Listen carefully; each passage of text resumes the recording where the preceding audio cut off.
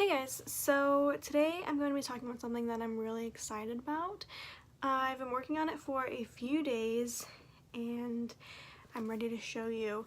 So it is my take on a bullet journal, and instead of just using it for planning and stuff like that, you can use it for both planning and also recovery.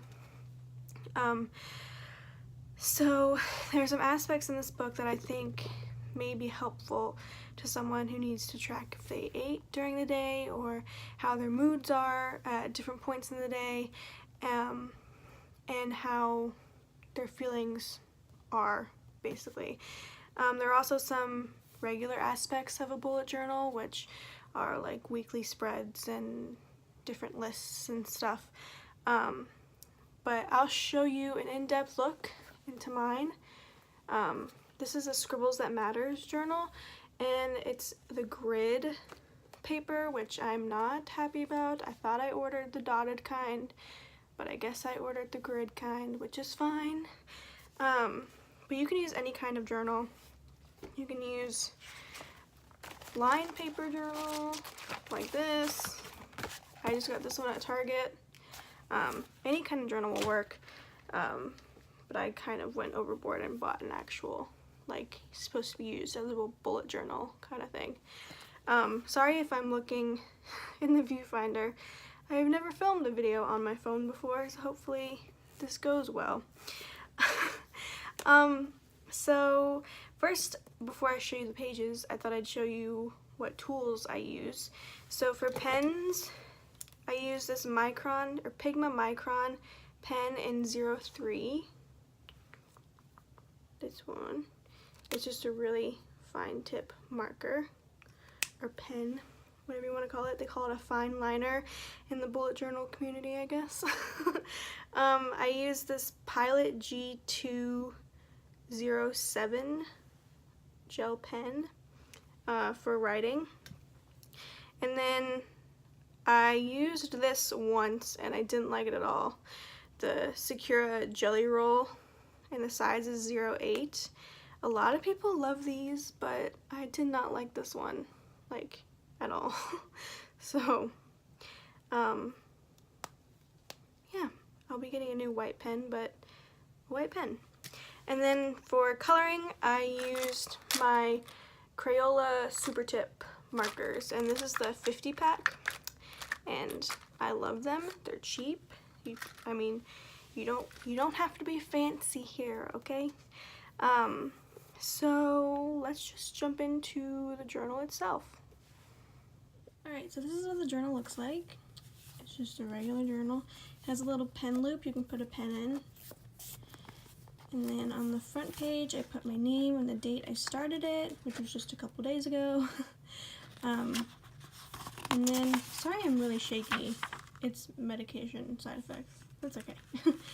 And then that page. There's a key and an index, and then I have my front page. And then I have my November title page, and then I have this daily to-do. So I listed everything that I would like to do in a day and when I would like to do it. Something about schedules is that they really stress me out. So when I make one, I have to know that I don't have to follow it every day. Things can be different. I can skip things. I can not do anything for a day, and that's completely fine. But this is like what my goal day would look like, if that makes sense. And then we have a food tracker, which I put breakfast, lunch, and dinner. And then if I ate it, I crossed it out. I haven't eaten lunch yet today. It's like 2 o'clock. I should probably eat lunch. And then I put like how I'm feeling about whatever, how I'm feeling about food that day, or any thoughts I have. And then I have a Love Myself page, which I need to fill out completely. This is just a page to kind of remind me why I should keep loving myself. And the positive things about me and the things I like about myself, and yeah, so I like this page because it's a good reminder sometimes. Alright, then we have a mood tracker. So this one is for 3 times a day. I'll check in with my mood. I have bipolar disorder, so my mood changes quite often. So knowing how I'm feeling during parts of the day and seeing kind of a trend on how my day is going is good, and also can be helpful for doctors to see, you know, how my mood is. So I have breakfast, lunch, and dinner, and I just do my mood on a scale of 1 to 10. And my mood's been pretty content the past few days. So, yeah. So then we have the daily tracker for my mood, how it is overall. This is supposed to be orange, but it was like I chose the wrong color marker and it looks like a red orange, but they're both supposed to be orange, which means I was pretty content that day. I'm so mad I smudged this. So if I'm feeling great, I'll put yellow. If I'm feeling content, I'll put orange. And if I'm feeling bad, I'll put red. So that's just good to see at the end of the month, to see how well your month was mood-wise. Then I have my to-do list, which I didn't like this page. I didn't find it useful, so I mean, I kind of filled it out, but not much. And then I have thoughts of gratitude. So I try to, once a day, think of things I'm grateful for. I haven't been doing very well with it lately, but we will get on that. It's good to, because sometimes you feel like during the day that nothing went right, so sitting down at the end of the day and thinking about, you know, what's one thing that did go right? What's one thing that I can be happy about? It's good to write that kind of stuff down. So then we have a wish list, which has nothing to do with recovery. It's just a wish list. Then I have my sleep tracker. I didn't fill it in for today. I'll have to do the math on how much I slept last night. But this is just how often I'm sleeping. 8 hours this day, 9 hours this day. And we'll do the math to see how much I slept last night later. But I just have the number of hours I slept up here, and then the day, the number date it is. So today is the 9th, so I'll fill that out later. So then we have a habit tracker. This is really important for me because I am really bad at hygiene when I'm depressed and doing things that are good for me. So I just cross out, I didn't finish yesterday's, but I cross out what I've done that day. So things like brushing my teeth and taking my medicine or going for a walk, or and when I say go for a walk, I mean walking anywhere, like walking in the store, walking around the neighborhood, walking anywhere. So this day I think we went to Walmart, and we walked around Walmart and stuff. So yeah, habit tracker, good thing to have if you're bad at your daily habits, because I definitely am. Which is a symptom of depression. I'm sure a lot of people can relate. A lot of people think it's gross that I didn't brush my teeth these 2 days, but a lot of people will be like, yeah, same girl, because that's what depression does to you. You just don't do things you know you probably should do.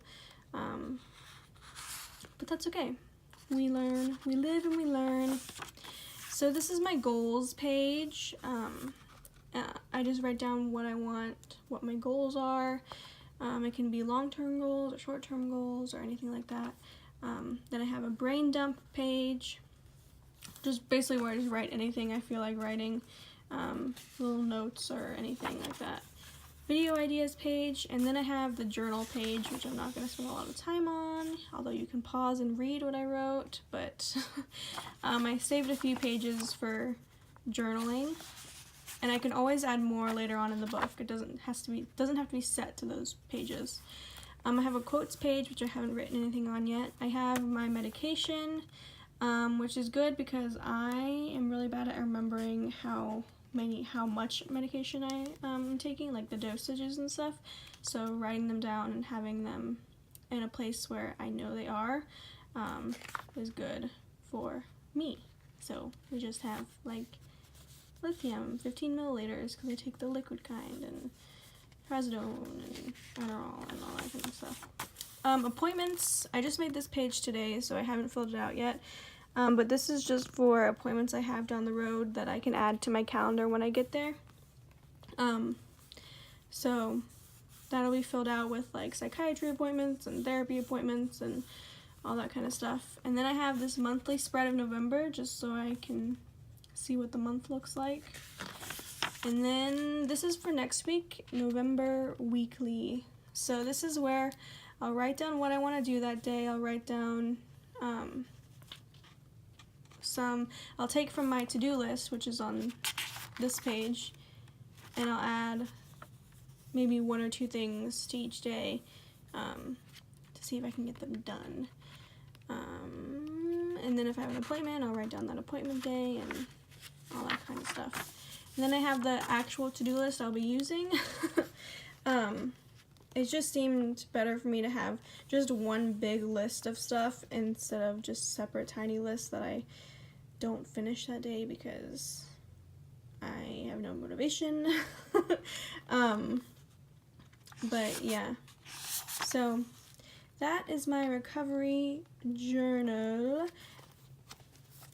I hope that this was helpful, and I hope that you guys can use it too. Bullet journals don't have to be artsy, they don't have to look good, they can look however you want them to look, and they can say whatever you want them to say. And I think there's some aspects of recovery that are good to have written down, like your moods and how much you're eating and all that kind of stuff. So, yeah.